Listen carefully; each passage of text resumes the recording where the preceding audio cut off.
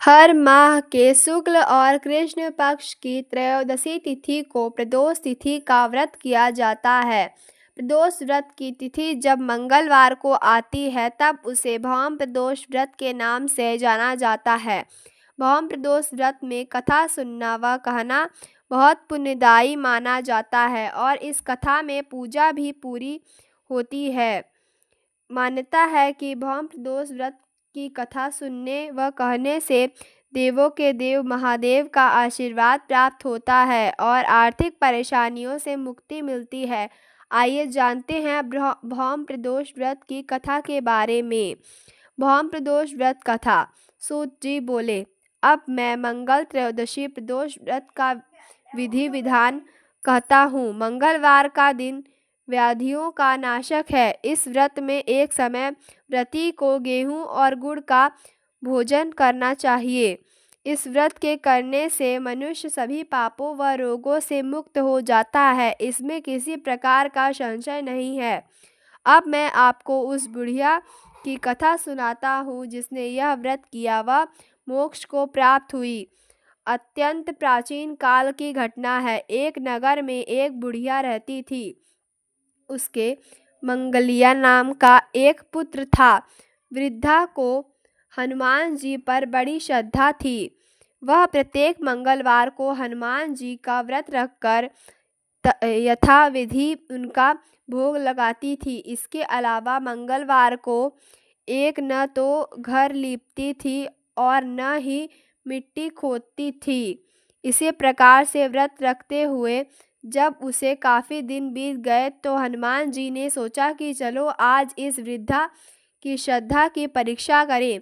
वे साधु का वेश बनाकर उसके द्वार पर जा पहुँचे और पुकारा, है कोई हनुमान का भक्त जो हमारी इच्छा पूरी करे।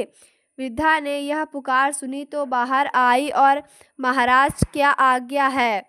साधु वेशधारी हनुमान जी बोले कि मैं बहुत भूखा हूँ, भोजन करूँगा, तू थोड़ी सी जमीन लीप दे। वृद्धा बड़ी दुविधा में पड़ गई। अंत में हाथ जोड़कर प्रार्थना की, हे महाराज, लीपने और मिट्टी खोदने के अतिरिक्त जो काम आप कहें वह मैं करने को तैयार हूँ। साधु ने 3 बार परीक्षा करने के बाद कहा, तू अपने बेटे को बुला, मैं उसे औंधा लिटाकर उसकी पीठ पर आग जलाकर भोजन बनाऊंगा। वृद्धा ने सुना तो पैरों तले की जमीन खिसक गई, मगर वह वचन हार चुकी थी। उसने मंगलिया को पुकार कर साधु महाराज के हवाले कर दिया, मगर साधु ऐसे ही मानने वाले न थे। उन्होंने वृद्धा के हाथों से ही मंगलिया को औंधा लिटाकर उसकी पीठ पर आग जलवाई।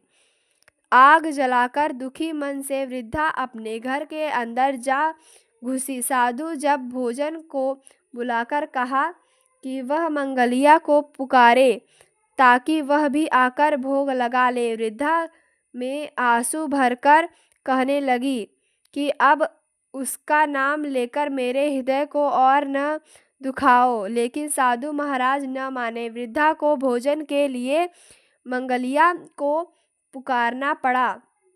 पुकारने की देर थी कि मंगलिया बाहर से हंसता हुआ घर में दौड़ा आया। मंगलिया को जागता देखकर वृद्धा को सुखद आश्चर्य हुआ। वह साधु महाराज के चरणों में गिर पड़ी।